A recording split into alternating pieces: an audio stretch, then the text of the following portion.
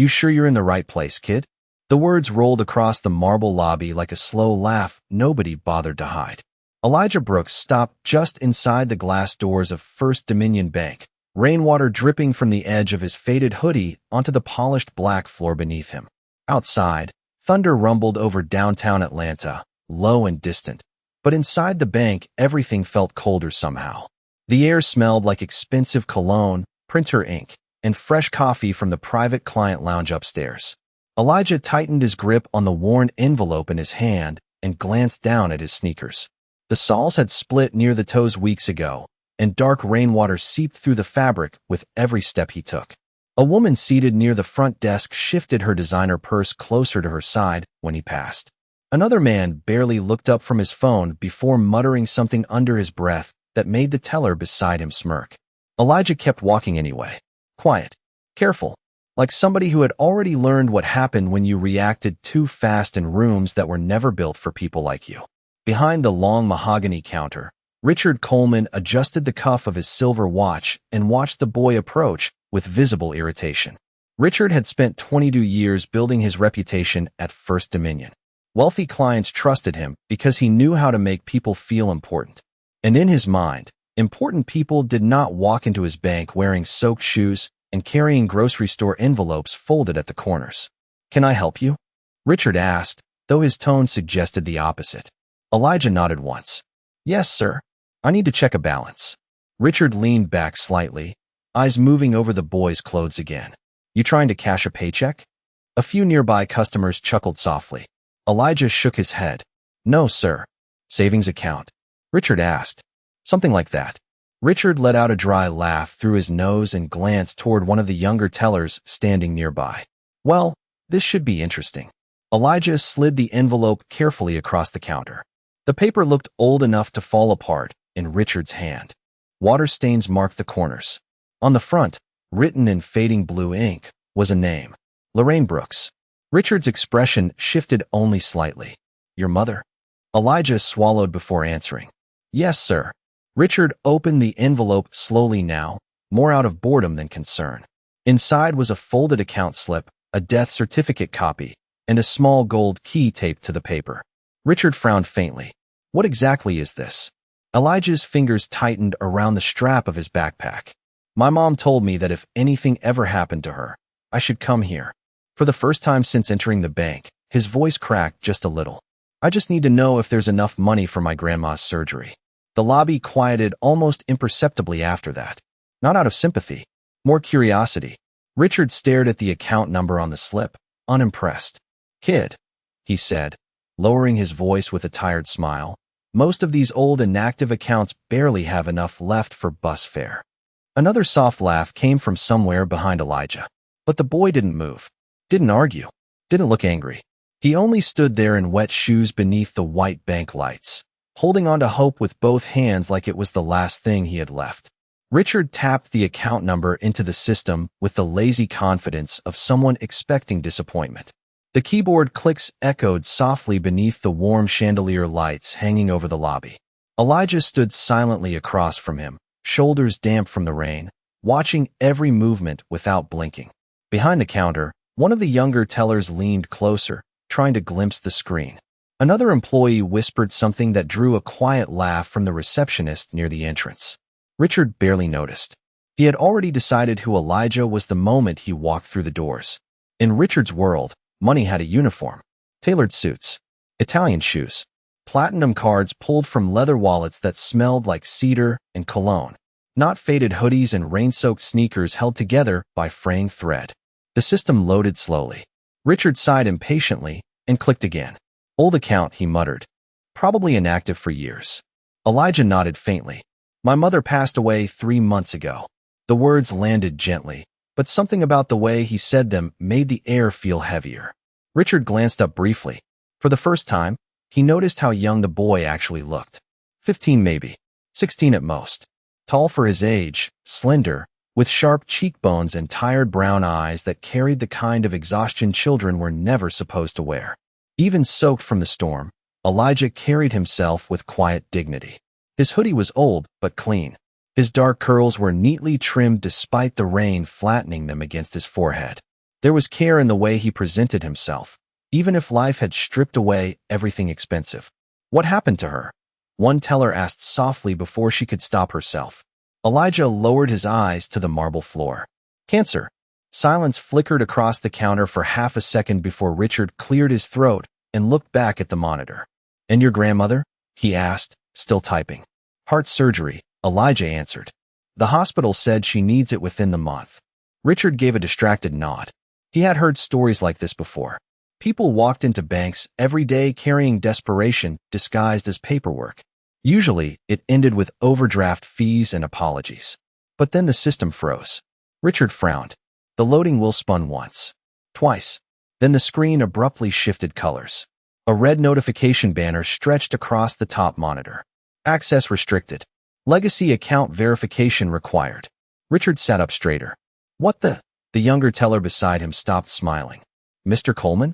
Richard clicked through another screen, irritation creeping into his face. The account file would not fully open. Instead, a gold emblem appeared in the center of the screen beside a category label he had only seen twice in his career. Executive Legacy Trust. Richard's jaw tightened slightly. Accounts like this belong to old money families, tech founders, politicians, people whose wealth moved behind layers of privacy most employees never touched. His fingers slowed on the keyboard now. Across the lobby, even. The security guard near the front door noticed the sudden shift in posture behind the counter. Elijah remained still. Water dripped quietly from the edge of his sleeve onto the polished floor. Sir, Elijah asked carefully, is something wrong? Richard swallowed before answering. Where exactly did your mother work? Elijah hesitated. Cleaning offices downtown mostly. Night shifts. Richard stared at the screen again. Beneath the restricted warning, one name had finally appeared in small silver letters. Lorraine Brooks, founder equity holder. Richard blinked once. Then again, somewhere behind them, the espresso machine in the client lounge hissed softly into the silence while rain streaked slowly down the massive front windows overlooking Peachtree Street. And for the first time since the boy walked in, nobody in the bank was laughing anymore. Richard adjusted his tie slowly, but his fingers no longer carried the calm precision they had a minute earlier. The monitor glow reflected against his pale face, while lines of encrypted account information continued loading one by one across the screen. Around him, the energy inside the bank had changed completely. The quiet amusement that once floated through the marble lobby had dissolved into stillness. Even the customers waiting near the teller stations seemed to sense something unusual unfolding. Elijah shifted his weight slightly, rainwater drying in dark patches along the sleeves of his hoodie. He looked exhausted now that the adrenaline had faded a little. Not weak, just tired in the way people became when life forced them to grow older too quickly. Richard cleared his throat. Your mother worked as a janitor? Elijah nodded once. Mostly office buildings downtown. Richard frowned at the screen again.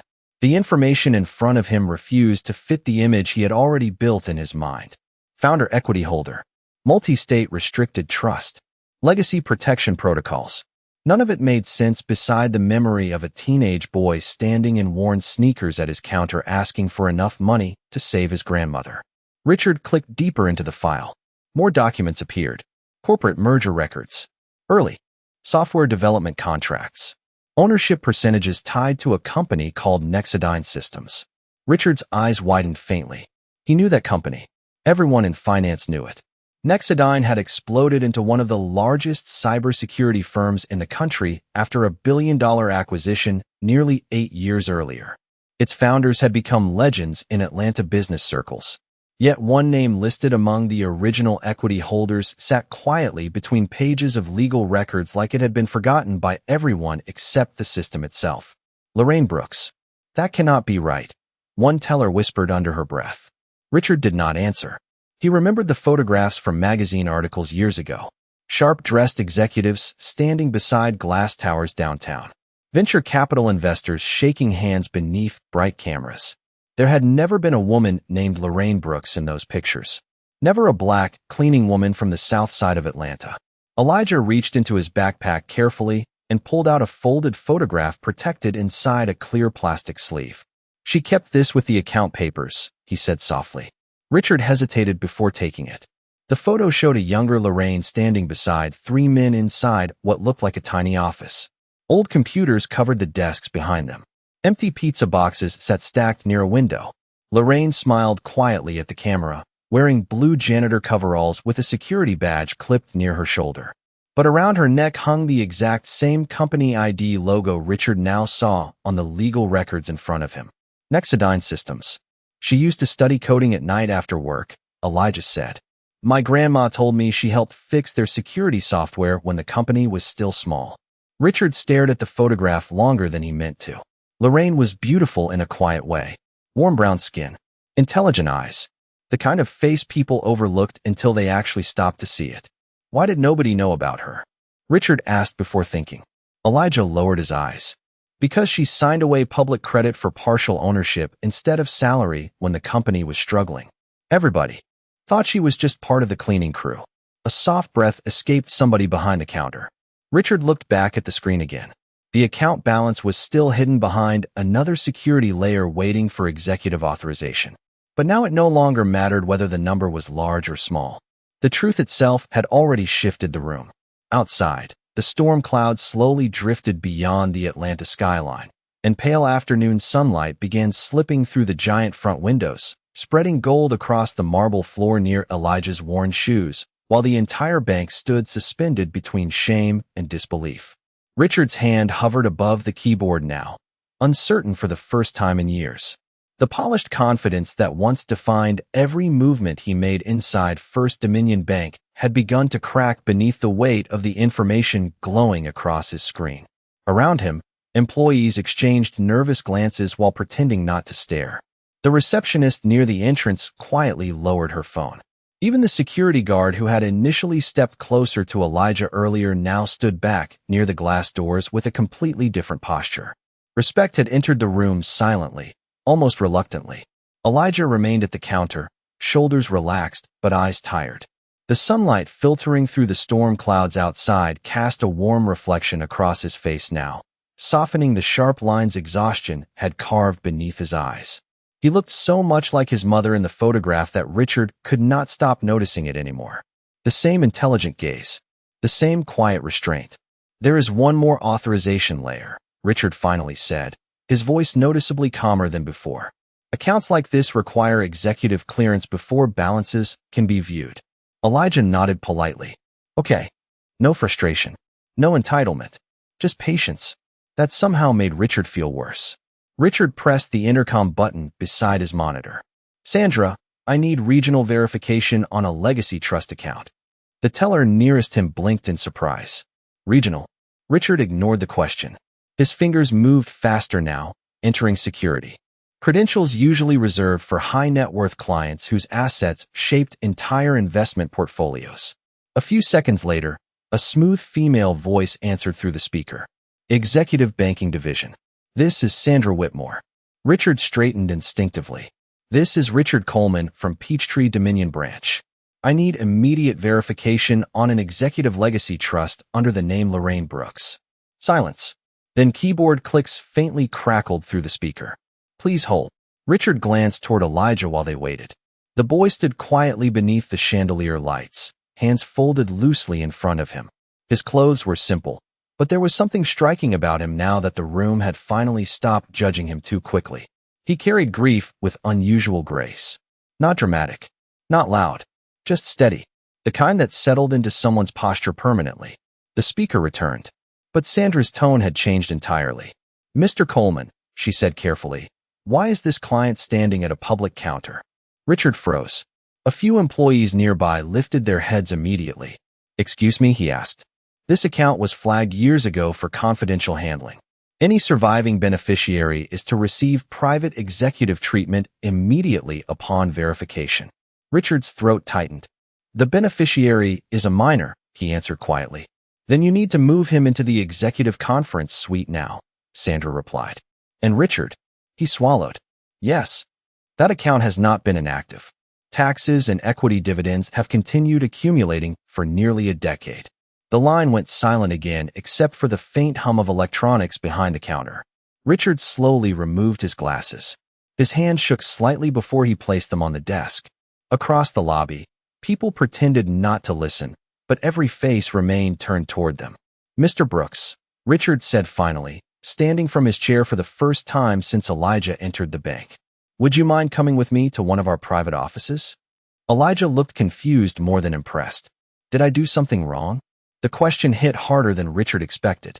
Years of assumptions compressed into one sentence from a 15-year-old boy who had learned to apologize simply for existing in the wrong room.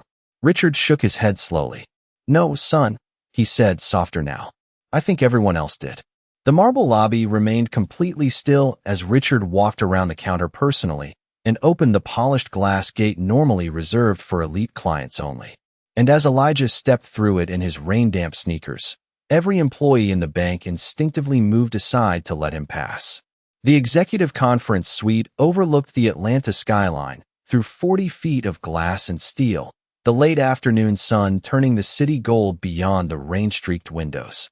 Elijah hesitated before stepping inside. The carpet beneath his worn sneakers felt impossibly soft, thick enough to silence every footstep. A polished walnut table stretched across the center of the room beneath hanging pendant lights that glowed amber against the dark walls. Everything smelled faintly of leather, cedarwood, and expensive coffee. Richard motioned toward one of the chairs. "Please, sit wherever you are comfortable." Elijah sat carefully near the edge of the table, backpack resting beside his feet. He looked out of place in the room, and yet strangely calm inside it, like someone too exhausted to be impressed by luxury anymore. Richard remained standing for a moment, reviewing documents that continued appearing on the secure monitor built into the wall. Every new page only deepened the knot tightening inside his chest. Dividend records, founder agreements, legal protections established years earlier under Lorraine Brooks's name. One figure finally loaded at the bottom corner of the screen. Total account holdings, $12,483,991.42. Richard stared at the number in complete silence. Nearly $12.5 million tied to the woman he had mentally dismissed as a cleaning worker less than an hour ago. He slowly sat down across from Elijah. "Your mother never told you about any of this?" Elijah shook his head. "She said money changes how people see you." Richard looked down briefly after hearing that. Elijah continued quietly. "She wanted me to grow up, knowing who actually cared before anybody knew we had anything." The room fell silent again except for the low hum of air conditioning above them. Richard glanced toward the photograph still resting beside the monitor. Lorraine smiling softly in janitor coveralls beside men who later became famous millionaires. He could not stop thinking about the years she must have spent walking through rooms where people overlooked her completely while carrying knowledge powerful enough to build a technology empire. "There is more," Richard said carefully. Elijah lifted his eyes. Richard turned the screen slightly toward him. "Your mother established something called the Lorraine Brooks Educational Trust 6 years ago." Elijah blinked in confusion. "What is that?" "A scholarship foundation," Richard answered, "for underprivileged students in Atlanta public schools." Elijah stared at the screen, breathing shallow now. Richard continued reading. "The trust has already funded 83 college scholarships." Elijah's lips parted slightly. "She did that?" Richard nodded slowly. Quietly, sunlight spilled across the conference table, reflecting against the gold key still taped to the old envelope Elijah had carried into the bank. Richard picked it up gently. "Do you know what this opens?" Elijah shook his head. Richard checked another document. His expression changed again. "A private safety deposit box." Elijah lowered his gaze toward the table. "She never talked about herself much after she got sick." His voice softened almost to a whisper. "Most nights, she just came home tired." Richard felt something painful settle behind his ribs hearing that sentence. Lorraine Brooks had spent years protecting a fortune she never used to elevate herself, while still cleaning office floors at night and hiding scholarships behind anonymous donations. There was a dignity in that kind of sacrifice Richard suddenly realized he had never truly understood before. A gentle knock interrupted the silence. Sandra Whitmore entered the room carrying a leather portfolio. Elegant gray suit. Silver earrings catching the warm light. She paused the moment she saw Elijah. Then her entire expression softened. "Mr. Brooks," she said warmly, extending her hand with genuine respect. "Your mother was extraordinary." Elijah stood awkwardly before shaking her hand. Sandra smiled faintly. Everyone who worked on these accounts knew her name. Elijah looked stunned. Really? Sandra nodded once. She made sure hundreds of kids could afford college before she ever spent money on herself. Richard looked away briefly after hearing that. Shame moved differently now inside him. Quieter than embarrassment. Heavier too. Because the beautiful woman he had silently judged from a distance all afternoon had apparently spent years changing lives, while people like him never bothered to learn who she really was. The sun had almost fully broken through the storm clouds by the time Sandra stepped out of the conference suite to prepare the final transfer documents. Warm evening light stretched across the skyline beyond the glass walls, painting the tops of Atlanta buildings in soft gold.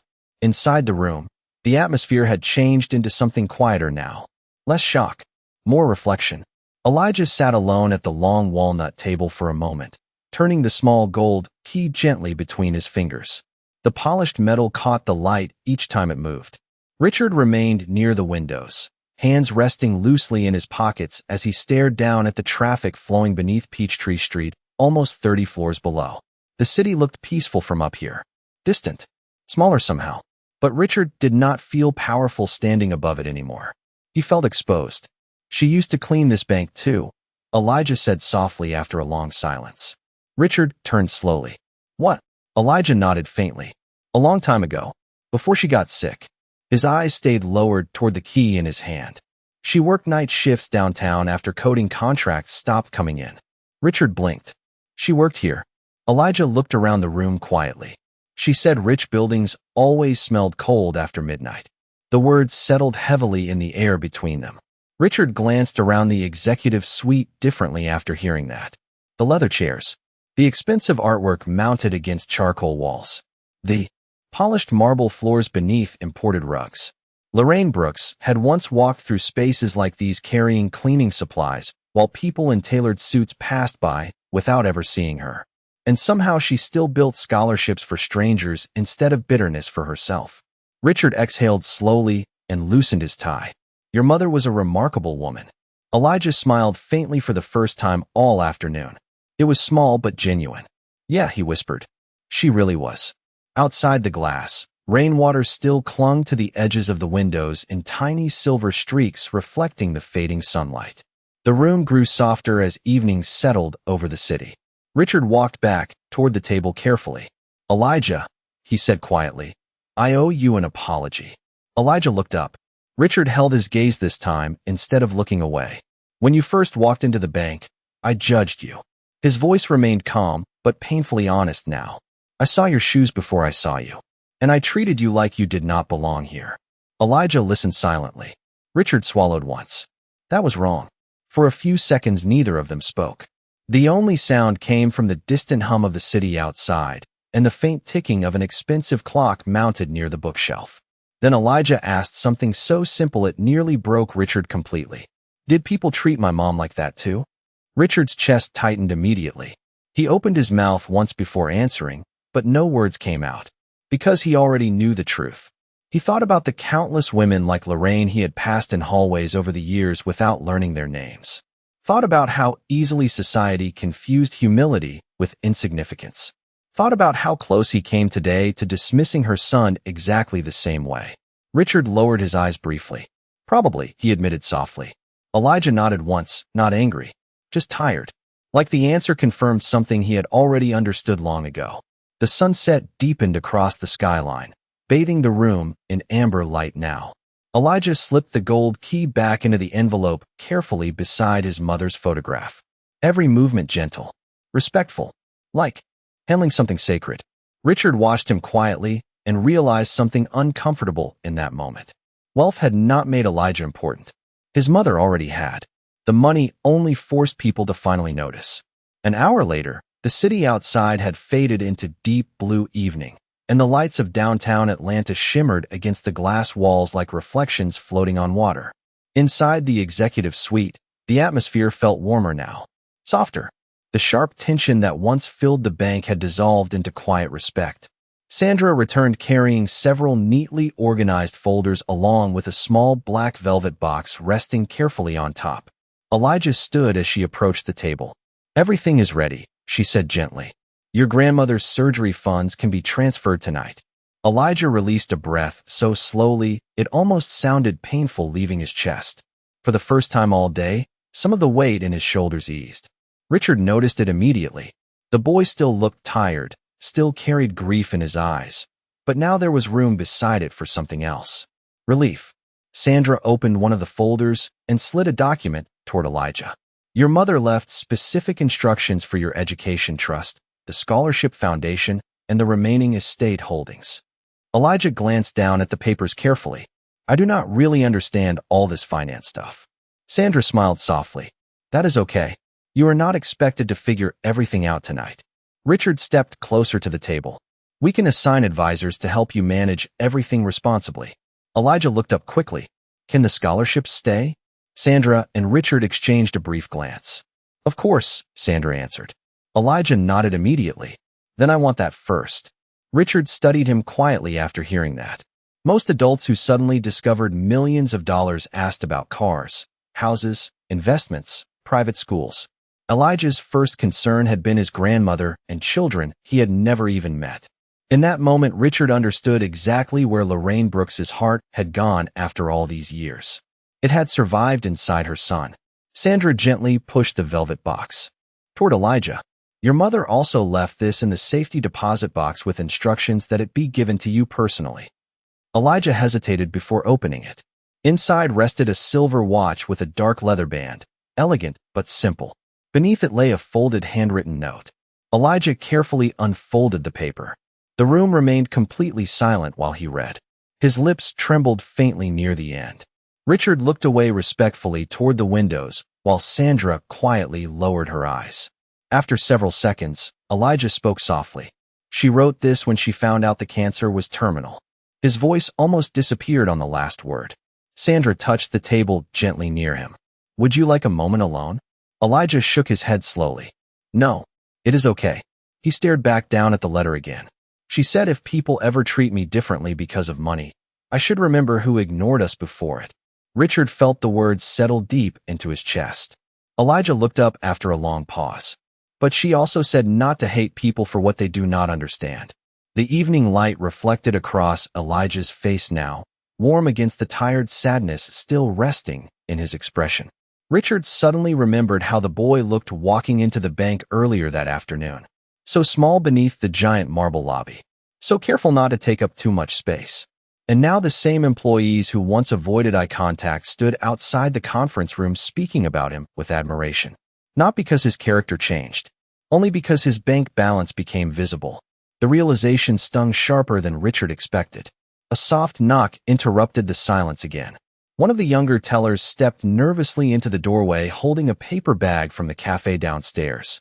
I heard you had not eaten today, she said awkwardly to Elijah. So I brought you something. Elijah blinked in surprise before accepting the bag carefully. Thank you. The teller smiled shyly and stepped back out.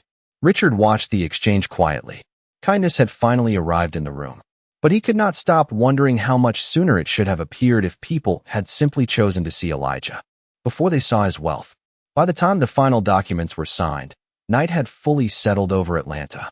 The city lights outside shimmered beneath the dark sky like scattered gold across black water, and inside the executive suite the warm pendant lights cast soft reflections against the polished walnut table. Elijah carefully placed his mother's letter back into the envelope beside the silver watch and gold key. Every movement carried quiet respect, as though he understood that some things became more valuable because of the love attached to them rather than the price. Sandra finished organizing the remaining paperwork, while Richard stood near the coffee station pouring 2 cups with slow, distracted movements. The rich aroma filled the room gently. He paused before reaching for the second cup again. Hot chocolate? He asked instead, glancing toward Elijah. Elijah looked surprised for a second, then nodded faintly. Yes, sir. Richard prepared it himself without calling an assistant. Warm milk. Cocoa powder.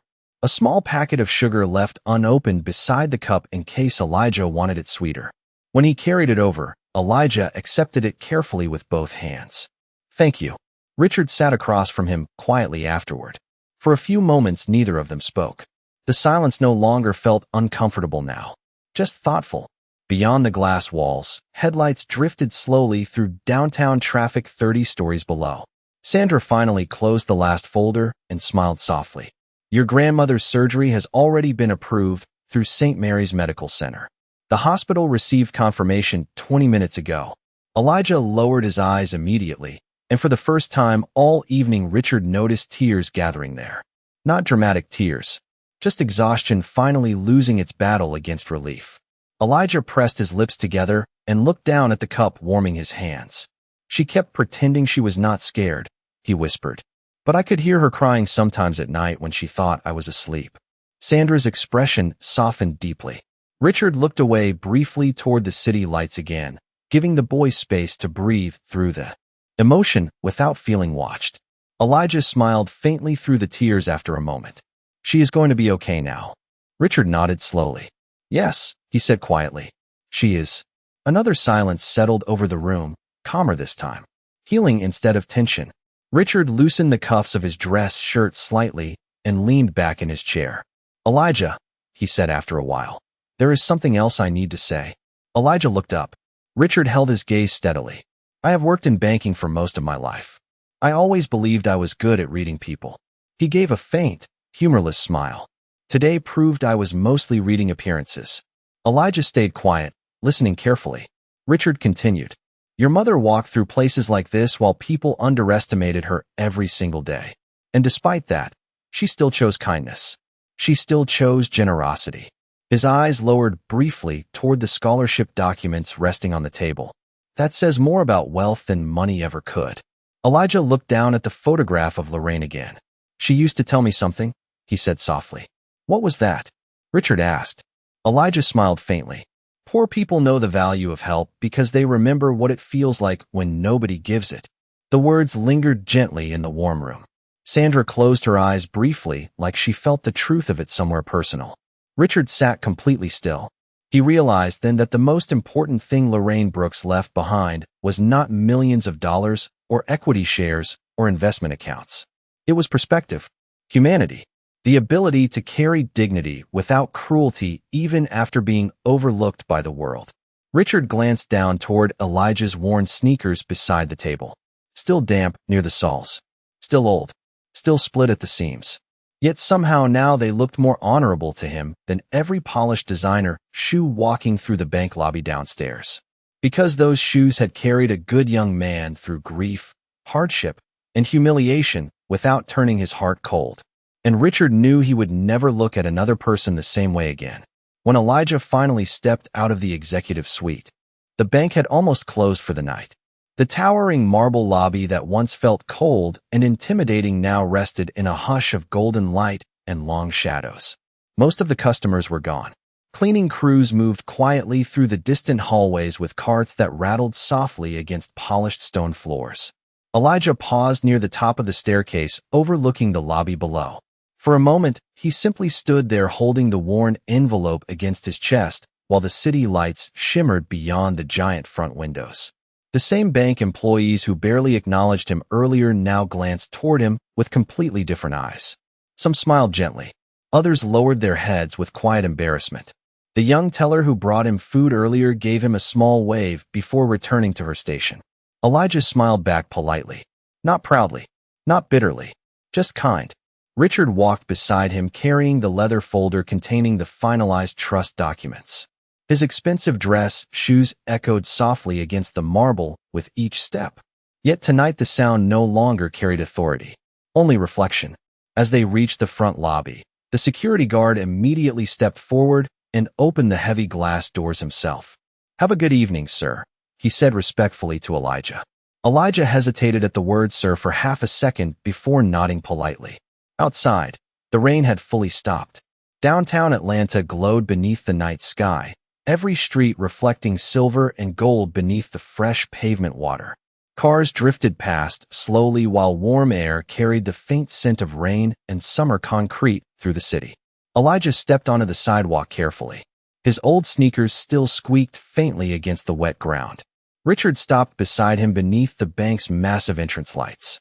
For a moment neither spoke. The city noise filled the silence gently instead. Finally Richard handed Elijah the leather folder. Everything you need is in here, he said quietly. Elijah accepted it with both hands. Thank you. Richard nodded once, then glanced down toward the boy's worn shoes again. You know, he said softly, those shoes walked into this bank, carrying more character than most people here have shown in years. Elijah looked surprised by the comment. Then a small smile touched his face again. Tired but real. My mom used to say good people do not always look important. Richard exhaled slowly. She was right. A black sedan pulled up quietly along the curb. Sandra had arranged transportation to St. Mary's Medical Center so Elijah could visit his grandmother that same night. The driver stepped out respectfully and opened the rear passenger door. Elijah turned back once before getting in. Mr. Coleman? Richard looked up immediately. Yes. Elijah hesitated for a second like he was deciding whether to say something difficult. Then he spoke gently. I forgive you. Richard felt the words hit harder than any accusation could have, because forgiveness given quietly carried no humiliation inside it, only grace. Elijah climbed into the car afterward, carefully setting his mother's envelope beside him. As the sedan pulled away from the curb, Richard remained standing beneath the entrance lights, watching it disappear into the glowing Atlanta traffic. Around him, the massive bank stood silent now except for the distant sound of mops moving across marble floors somewhere deep inside the building.